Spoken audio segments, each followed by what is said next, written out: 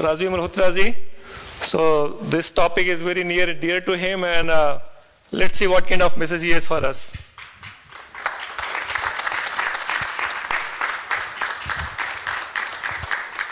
Chair or something. No.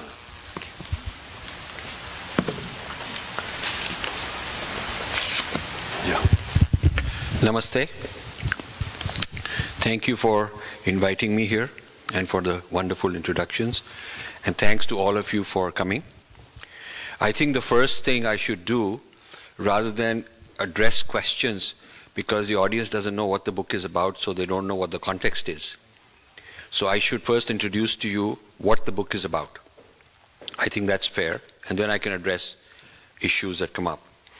So I've given about 30, 40 talks on this book in the last 2.5 months. And there's many different ways of introducing it. But today what I'll do is follow the table of contents for the first 25% of the book, because that'll give you an idea.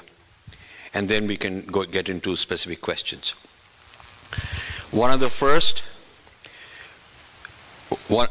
Basically the book is the result of putting things together that seem like they're unrelated, but they're not.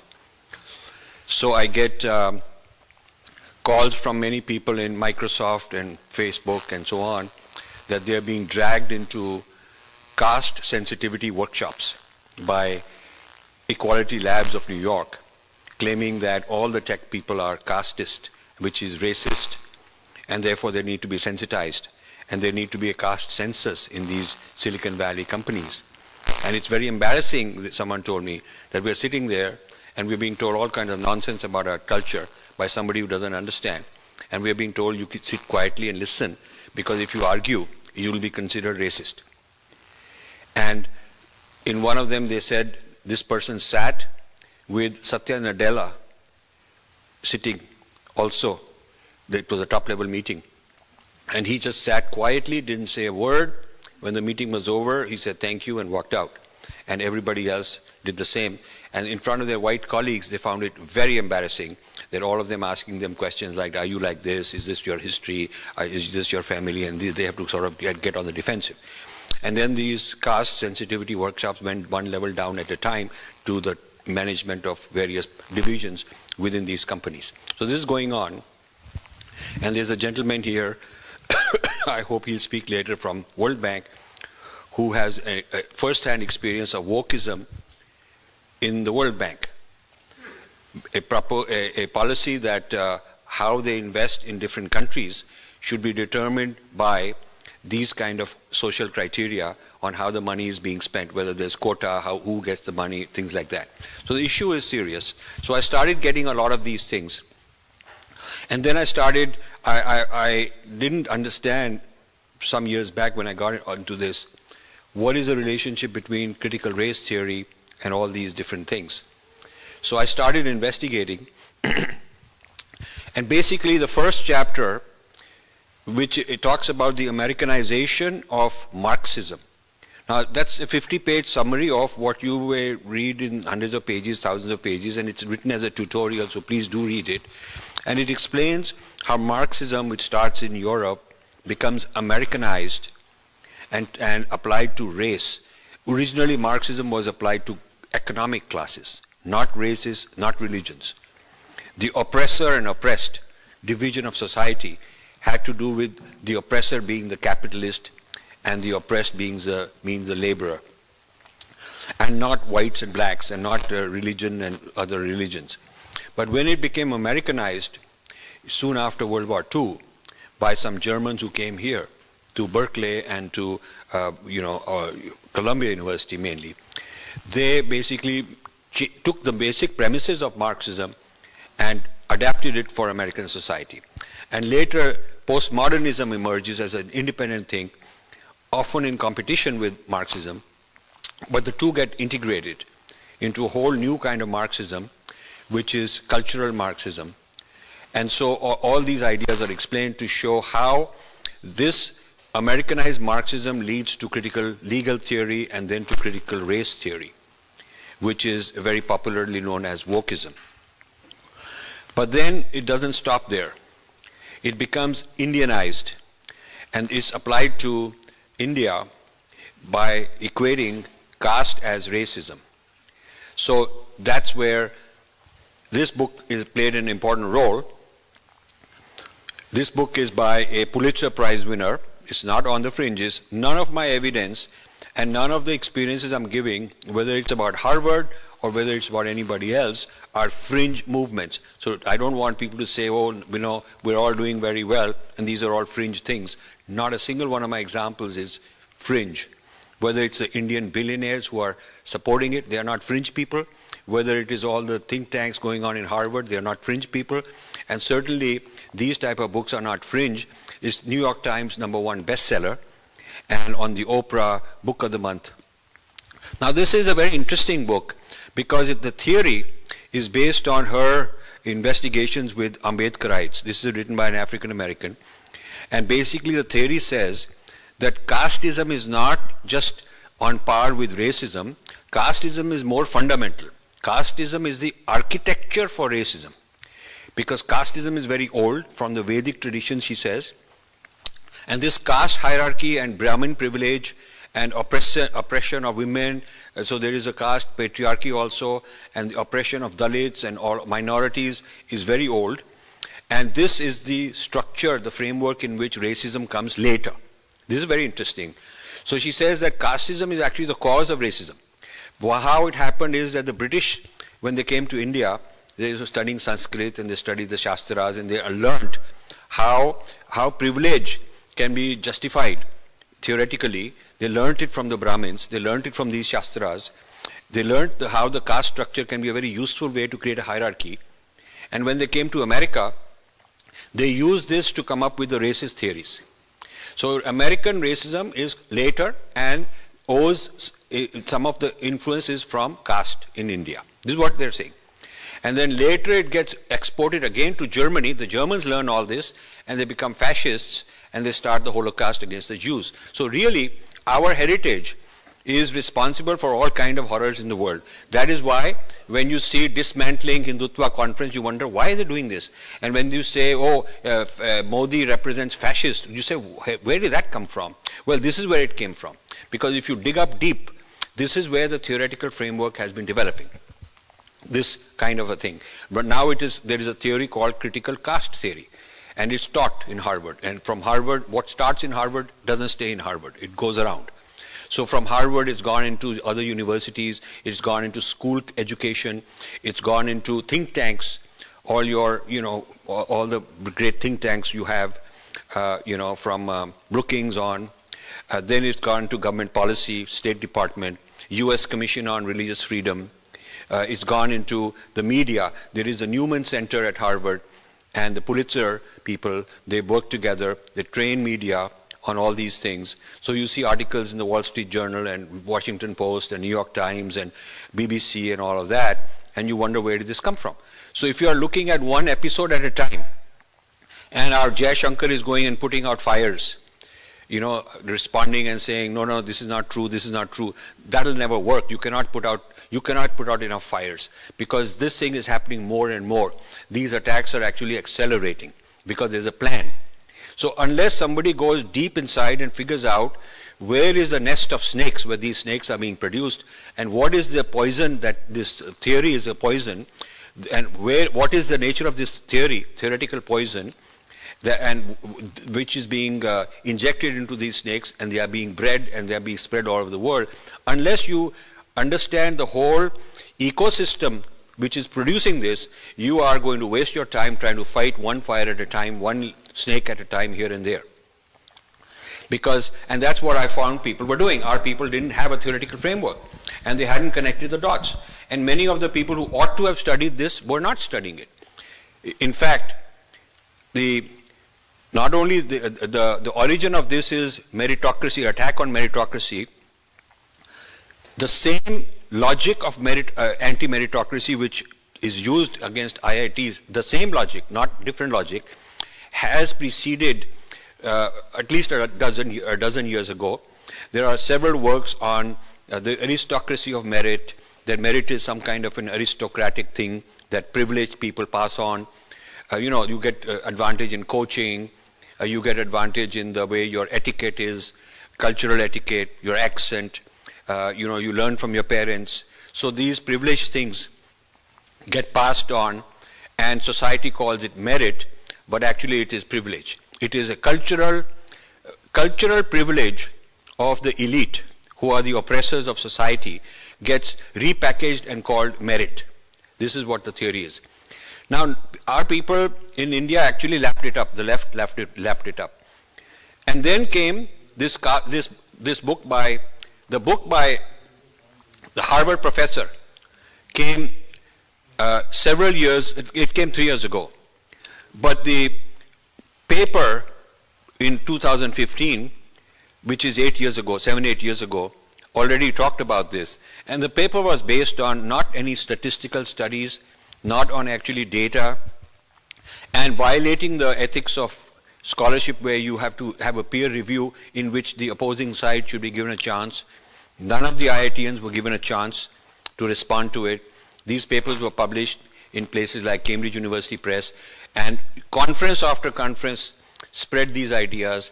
And when this book came out, which is Harvard University Press, the most prestigious in the world for academics, it caught fire, and it's all over the place. Now, I'm getting involved because, as a non-IITian, I'm wondering why the IIT people never did anything about it. I mean, some of them might say there is no problem. I do hear that. Some of them say that actually the allegations are correct. I do hear that also. Some of them say, well, it's not my problem. Some of them say, you're doing a great job, please do it. Privately, I'll support you, but I don't want to be involved. I don't want to be disturbed from my comfort zone. I've made it, I'm successful, it's not going to harm me, and I shouldn't worry about it, other people should worry about it. And so on. There's a whole spectrum of responses that I've received. Because since the book came out, I've been talking to friends who are IITians, who get some IIT award here and there, IITian of the year and stuff like that. I know some of those people because they live near me in Princeton, and none of them want to touch it. And some of them want to pretend they don't even know anything about it, or it doesn't matter. It's all very simple, Vasudeva Kutumbakam, we are 5,000 years old, and Tattvamasi, we are all one, and great, and we got soft power. I mean, all this kind of stuff they keep throwing as excuses to do nothing. So this thing is getting worse. And the people who are suffering are often the young techies who don't have the $1 billion to be above all this. They are suffering because they are the ones who are going to be considered suspect. And in the American context, if you are considered racist, it's called white adjacent. That's the term. White adjacent means you are adjacent to the whites because you have similar privileges, and you think you are based on merit, but actually you are enjoying privilege and you are oppressing the other people who are not as good on that merit. So merit is a kind of a sham, according to this. This is pretty serious, and so we have a chapter on responding to this, whole chapter responding to this book. We have another chapter responding to this book, the Caste of Merit. Then there is another Harvard professor who is, there is no way to put this somewhere. Okay. There is another Harvard professor called Suraj Yengde, who calls himself black, and he's a Dalit activist, and he's started a very strategic collaboration with African Americans at Harvard. He is the poster boy for what is called the Afro-Dalit movement, Afro-Dalit movement. In my first book a dozen years ago called Breaking India, I talked about the Afro-Dalit movement because I heard about it. It was beginning at that time. And I warned people that unless we nip it in the bud, educate these people, this is going to get bad. Nobody took it seriously. The government didn't. The foreign people didn't. Foreign services people, I went to a lot of them. The gurus didn't. The Hindu civic organizations didn't. Nobody did. And the book is there. You can read the book called Breaking India. It is probably available there. It's a dozen years old. And this includes a lot of material called the Afro-Dalit movement. And this is now what is creating a problem here, because the theory is that the Dalits are the blacks of India and the non-Dalits are the whites of India. And Indian society should be seen as a racial society of oppressors and oppressed since Vedic times, and that should be dismantled just like we are dismantling racism in this country. So it's gone to that extent.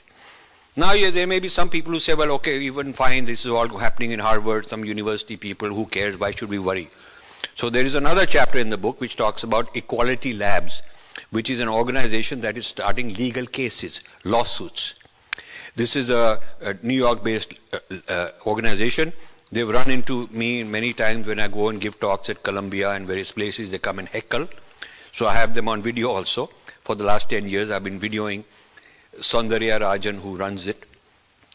Now what they did is, they took all these people together. They started, the Harvard people and these others, and they started developing a legal activism, and they started saying that let's look for cases we can file in court. So they came up with some case against Cisco, which became very popular, very well known, that a case was filed in court in California that Cisco is guilty of casteism, which should be prosecuted under the laws of racism. And that is because somebody said he was not treated equally because his boss is a Brahmin or something like that. And the fact that he's a Brahmin was enough. He didn't have to be proven anything wrong, but the fact that he's a Brahmin. You see, so now the theory that is uncovered as behind all this says that societies are consisting of oppressors and oppressed. The oppressors have created all structures, religions, nation state, family values. They're all, the dominant people have created these structures for their own benefit. And what is considered, civilization, and what is considered basic core values and institutions are, by definition, the product of elites. They are the ones who made them. And they have made it for themselves according to their own criteria, which they call merit. But what about the rest of us who do not do well in that merit? We are being oppressed. So society is oppressors and oppressed. And the thesis on which, the thesis means the theories, the siddhant, the values, the ideals on which society runs, should have an antithesis to fight it. That is Marxism 101, dialectic, Marxist dialectic. And then there are concepts like, in order to create an antithesis that will counter the dominant narrative, the dominant narrative has to be countered with a opposing narrative from the downtrodden. Their narrative has to come up. In order to do that, the people who are oppressed are a protected class. That term is in the US law, protected class. So blacks are a protected class. So now the Muslims have declared with enough lobbying that they're a protected class as far as religion is concerned. In 9/11, just 22 decades ago, people were after them, which I don't approve of. They were on the run, which is unfortunate. But now they are on the aggressor. There is a bill in the Congress, which passed the Congress, to consider Islamophobia illegal under American law. But only Islamophobia, not Christian phobia, not Jewish phobia, not Hindu phobia, but only Islamophobia, which would be unconstitutional because the Constitution doesn't allow you to take one religion and give it special status. But how could this happen that a bill was proposed with so much audacity in violation of the Constitution, saying that anybody accused of Islamophobia would be violating a criminal law of the United States anywhere in the world, not just here, but anywhere in the world, and asking the State Department to create a cell to monitor Islamophobia cases. So anyone, anywhere in the world, so in India, if they accuse somebody written something or said something of Islamophobia, that would be a US criminal case also. So how could such a thing be put out there? Imagine the audacity. And imagine that it passed the Congress with 200 and some votes in favor and 1 vote against. It passed. And the others who abstained, who didn't want to anything to do with it. And then it was put on the floor of the Senate by Senator Cory Booker of New Jersey, my senator. I've voted for him, I have given him funding, and so when I saw this I was outraged. But there was no response from his office. I talked to all the Indians who host his fundraisers and said, you funded this guy, please call him, what is it going on? If you are against Islamophobia, fine, then you should also in the bill say Islamophobia, comma, Hindu phobia, comma, Jewish phobia, comma, Christian phobia. So it should be any hate speech against any religion. Why would you only protect one religion? And you will actually create more animosity, because when you give privileged treatment to one and not to the others, you'll create bhed, you'll create tension among them. So nobody in our community wanted to stand up and call Cory Booker, even though they're funding him and even though he's done something ridiculous. Even though privately they'll tell me, yeah, we don't agree with it, but you know, arre bhai, theek hai, you know, who knows, like this kind of. So I wrote a public thing called Dear Cory Booker, and I wrote a letter and made it public, posted it, and got a whole lot of flack, whole lot of people complaining to Cory Booker. A lot of the Jewish people joined in, and so that bill sat. It hasn't been voted on ever since, and we're presuming that it is dead. But this is what it took. Otherwise it would have been law. So you see, if you are declared protected class, or you declare yourself protected class and there's enough lobbying to let it happen that you're a protected class, you get certain privileges. It's the privilege of being victim. It's the benefit, it's the advantage of the joy of being victim. If you classify yourself as a victim, it's got a lot of privilege in it. And one of your privileges, let me tell you 4 or 5 privileges of being classified a victim in the United States under these wokeism. One of them is that you get special treatment. If somebody accuses you, then you, as a protected class, you have special rights. Another is you can cancel the other side. I've been cancelled for 30 years in many places before the term cancel culture became popular. Many people, if you are challenging, exercising your free, challenging somebody else's position, you should be welcome. Especially in higher learning, you should be welcome. Not cancelled. That is hypocrisy. But the argument given is that you come from a privileged community, your identity is privileged, nothing to do with you as an individual, but your whole community is that way, and therefore you can be cancelled by somebody who's a protected class. So this is the basis of this dismantling Hindutva conference. The theoretical basis of this is what I just described to you. It's not good enough that you argue emotionally. It is not, you have to understand the theoretical framework. What is the poison? Where are these snakes being bred? Why are there 300, 400 people who immediately signed supporting this dismantling Hindutva conference? That this is the theoretical framework, and you need to understand this. So I found that our people didn't even understand all this. Another privilege of being victim is this theory called equity rather than equality. I don't know how many of you know the difference between, equity and equality? Okay, so good, 20%. So equality says, which we all believe in, is that everybody should have equal opportunities. Meritocracy. So some will win, and some will lose. Okay, that's how it is in sports, that's how it is in anything competitive. Entrance exam, whatever it is meritocracy, means equal opportunities. Equity, which is the term used in DEI, diversity, equity and inclusion. Please take that seriously. Do not think equity is the same as equality. Challenge the DEI officer. Equity means equal outcomes, not equal opportunity.